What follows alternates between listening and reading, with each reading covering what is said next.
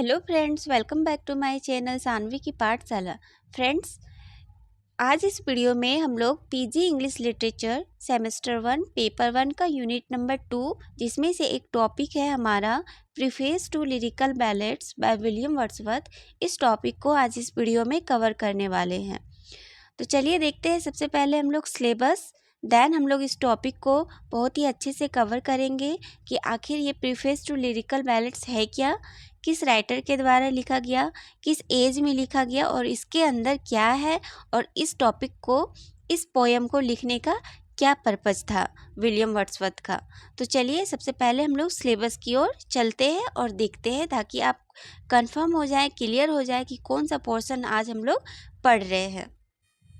So friends, ये है हमारे सिलेबस विनोबा भावे यूनिवर्सिटी और साथ में विनोद बिहारी कोलियांचल यूनिवर्सिटी में भी यही टॉपिक लगे हुए हैं।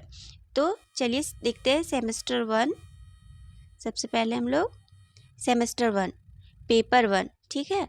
तो पेपर 1 का जो यूनिट नंबर 2 है उसमें एक टॉपिक है रोमांटिक एंड विक्टोरियन थ्योरीज में से रोमांटिक थ्योरी एक है विलियम वर्ड्सवर्थ का preface to the lyrical ballads. तो आज इस टॉपिक को हम लोग बहुत ही अच्छे से कवर करने वाले हैं इस वीडियो में। फ्रेंड्स, साथ में मैं आपको बता दूं, यूनिट नंबर 4 एंड 5 ये दोनों टॉपिक को मैंने बहुत ही अच्छे से इलेबोरेट करके एक्सप्लेन बहुत ही अच्छे से अकॉर्डिंग टू मी एंड बहुत ही अच्छे से मैंने बताया है और साथ में क्वेश्चन आंसर भी करवा रखे हैं। आई होप वह वीडियो आपको समझ में आए होंगे और पसंद भी आए होंगे। और अगर आप नहीं देखे इन दोनों वीडियो को तो इस चैनल पे आपको इन दोनों वीडियो मिल जाएंगे। और साथ में अगर आप देखना चाहते हैं तो इन दोनों वीडियो का लिंक इस वीडियो के डिस्क्रिप्शन में मिल जाएंगे, तो आप चाहे तो देख सकते हैं फ्रेंड्स। और साथ में आप अगर नोट्स पाना चाहते हैं इन दोनों वीडियो का और साथ में इस वीडियो का प्रीफेस टू लिरिकल बैलेड्स का, तो टेलीग्राम चैनल सानवी की पाठशाला ज्वाइन कर ले, वहाँ पे आपको यह PDF मिल जाएगा। तो चलिए आज का जो टॉपिक है हमारा प्रीफेस टू लिरिकल बैलेड्स, उसे हम लोग शुरू करते हैं। So friends, preface to lyrical ballads by William Wordsworth. इस टॉपिक को पढ़ने से पहले, इस पॉइंट या जो टॉपिक दिया हुआ है उसे पढ़ने से पहले हम लोग जानेंगे लिरिकल बैलेड्स। लिरिकल बैलेड्स आखिर है क्या।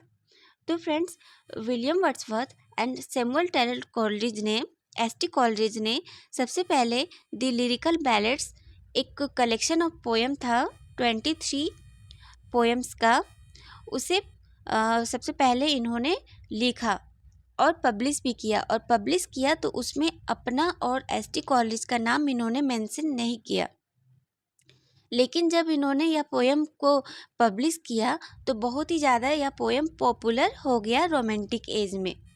और साथ में ही फ्रेंड्स, यह जो पोएम है collection of poem lyrical ballad 1798, वो कंसिडर किया गया to have mark the beginning of the English romantic movement in literature. मतलब इंग्लिश लिटरेचर में जो मूवमेंट चल रहे थे, जो पीरियड चल रहा था, जैसे कि यहाँ पे old English period, middle English period, renaissance, new classical, जिसमें से 3 पार्ट है, the restoration, Augustan and age of sensibility.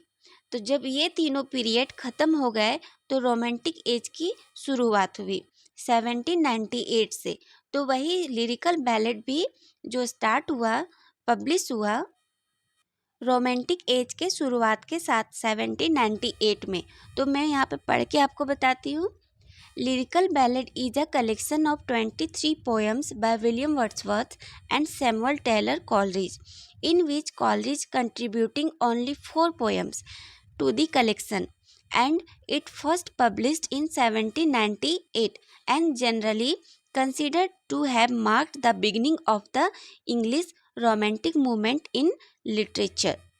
मतलब लिरिकल बैलेड है वो एक 23 पोएम्स का कलेक्शन है जो William Wordsworth and Samuel Taylor Coleridge के द्वारा पब्लिश किया गया, लिखा गया, और जिसमें से 23 पोएम में से जो 4 पोएम है वो ST कॉलरिज के हैं और 19 विलियम वर्ड्सवर्थ के हैं। और यह जो लिरिकल बैलेड्स है वो एक घोषणा पत्र के जैसा था रोमांटिक एज शुरू होने का। फ्रेंड्स, जब William Wordsworth and ST. Coleridge ने यह पोयम लिखा, collection of poem lyrical ballads without any name, अपना नाम बिना दिए हुए जब पब्लिश इन्होंने कराया, तो यह जो वर्क है वो बहुत ही ज़्यादा फेमस हुआ और बहुत सारे क्रिटिक ने पढ़ा और बहुत ही ज़्यादा क्रिटिसाइज किए, क्योंकि इस पोयम में वर्ड्सवर्थ एंड एस.टी. कॉलेरिज ने common language, rustic language, ordinary people के बारे में वर्ड्सवर्थ ने जाहिर की थी पोयम के थ्रू। तो क्रिटिक को समझ में नहीं आया और बहुत ही ज़्यादा क्रिटिसाइज इस वर्क को किए।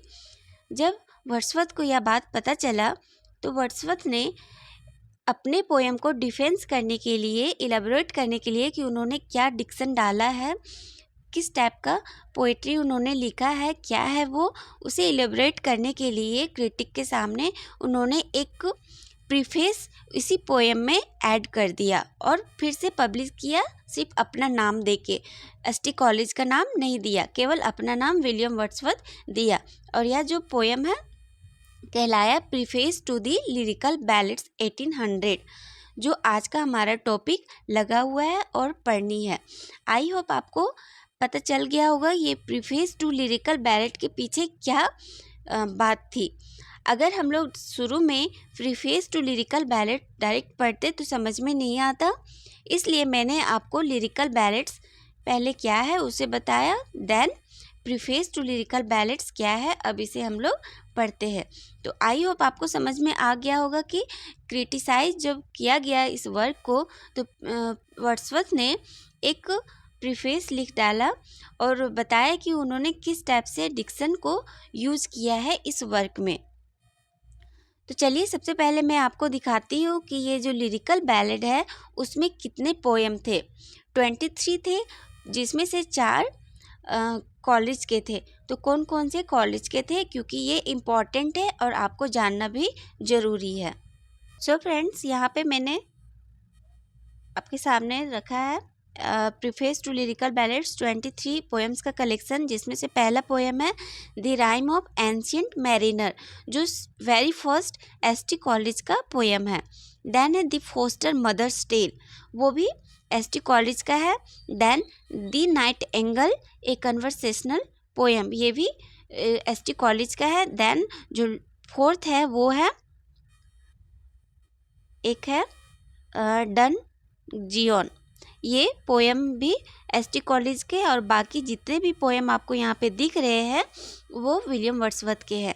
फ्रेंड्स, यहाँ से एक क्वेश्चन बनते हैं कि लिरिकल बैलेड्स का जो सबसे फर्स्ट पोएम था वो कौन सा था, तो the rime of ancient mariner. And last जो पोएम था वो था lines written a few miles about Tintern Abbey, जो विलियम वर्ड्सवर्थ के द्वारा लिखा गया था। तो फर्स्ट एंड लास्ट पोएम आपको याद रखनी है क्योंकि पूछे जाते हैं। अब चलिए प्रीफेस टू लिरिकल बैलेड्स के अंदर क्या क्या डिक्शन वर्ड्सवर्थ ने यूज किया है, किस तरह से इलेबोरेट करके उन्होंने प्रीफेस में बताया है, उसे देखते हैं। सो फ्रेंड्स, यहाँ पे दिया हुआ है the 1800 edition is famous for the preface to the lyrical ballad, something that has came to be known as the Manifesto of Romanticism.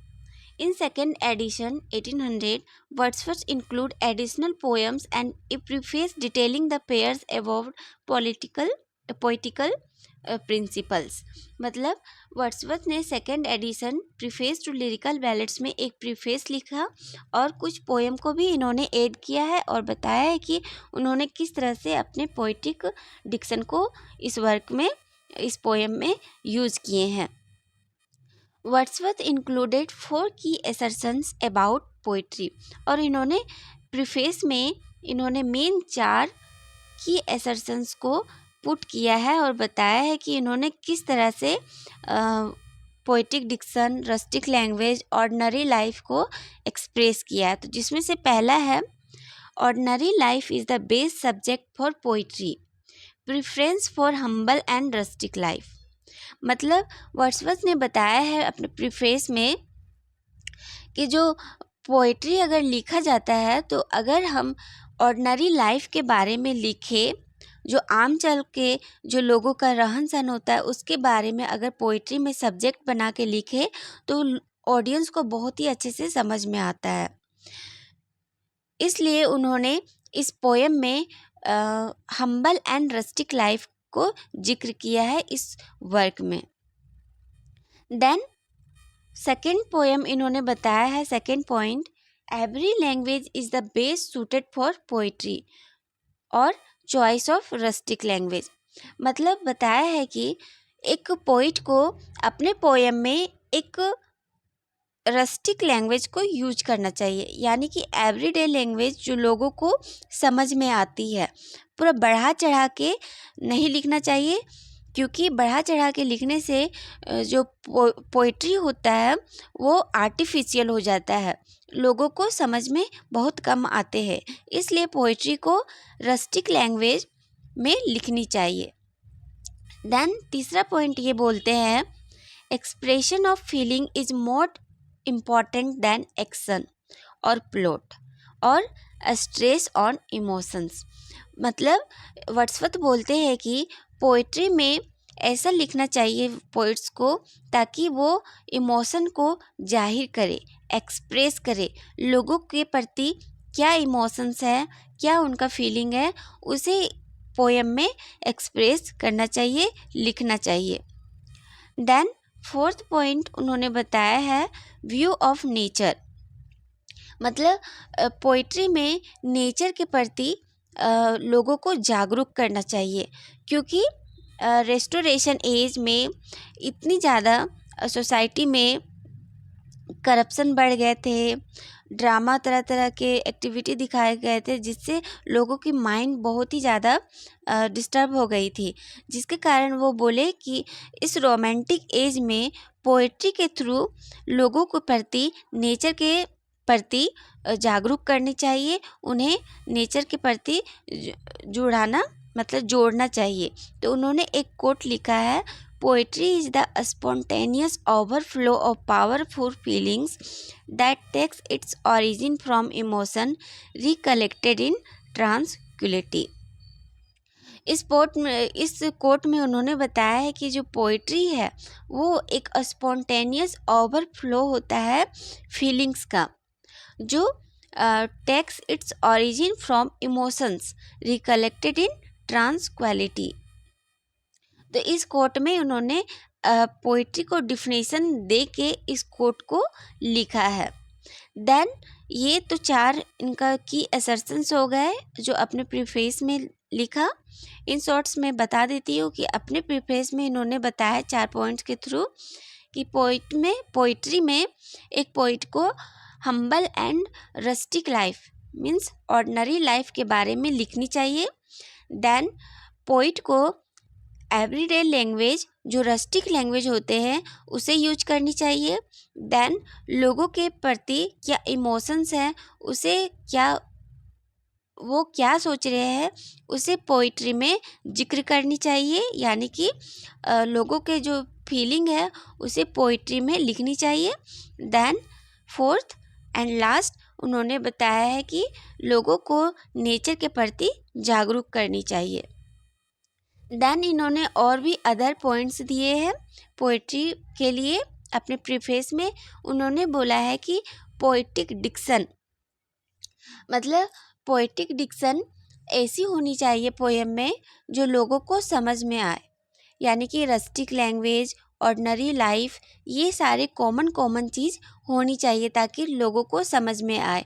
अगर बढ़ा चढ़ा के पोइट्री में डिक्शन यूज करेंगे जैसे कि मेटाफर, सिमली बढ़ा चढ़ा के, तो लोगों को समझ में नहीं आएंगे और वह पोइट्री बहुत ही ज़्यादा आर्टिफिशियल लगेगी।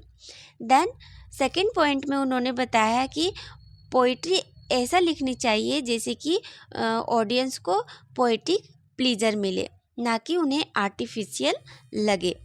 देन पोइट्री ऐसे लिखनी चाहिए जिसमें पोइट्रिक ट्रूथ रिफ्लेक्ट हो।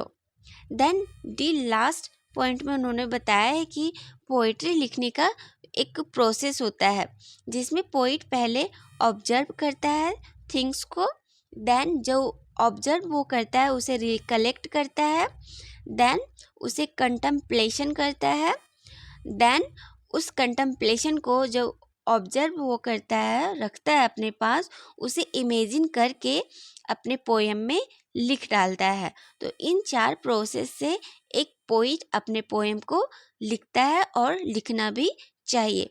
पोइट्री को ज़्यादा बढ़ा चढ़ा के आर्टिफिशियल नहीं बनाना चाहिए।